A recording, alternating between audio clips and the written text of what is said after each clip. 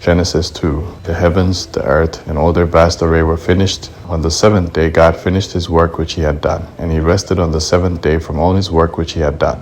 God blessed the seventh day and made it holy, because he rested in it from all his work of creation which he had done. This is the history of the generations of the heavens and of the earth when they were created, on the day that Yahweh God made the earth and the heavens. No plant of the field was yet in the earth, and no herb of the field had yet sprung up, for Yahweh God had not caused it to rain on the earth. There was not a man to till the ground, but a mist went up from the earth, and watered the whole surface of the ground. Yahweh God formed man from the dust of the ground, and breathed into his nostrils the breath of life, and man became a living soul. Yahweh God planted a garden eastward in Eden, and there he put the man whom he had formed. Out of the ground Yahweh God made every tree to grow that is pleasant to the sight and good for food, including the tree of life in the middle of the garden, and the tree of the knowledge of good and evil. A river went out of Eden to water the garden, and from there it was parted, and became the source of 4 rivers. The name of the first is Pishon. It flows through the whole land of Havilah, where there is gold, and the gold of that land is good. Bdellium and onyx stone are also there. The name of the second river is Jihad.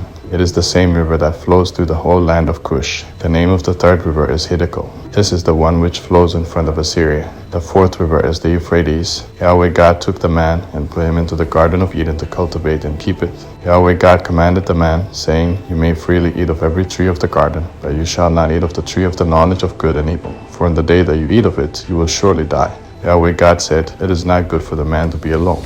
I will make him a helper comparable to him. Out of the ground Yahweh God formed every animal of the field and every bird of the sky, and brought them to the man to see what he would call them. Whatever the man called every living creature became its name. The man gave names to all livestock, and to the birds of the sky, and to every animal of the field. But for man there was not found a helper comparable to him. Yahweh God caused the man to fall into a deep sleep. As the man slept, he took one of his ribs and closed up the flesh in its place. Yahweh God made a woman from the rib which he had taken from the man, and brought her to the man.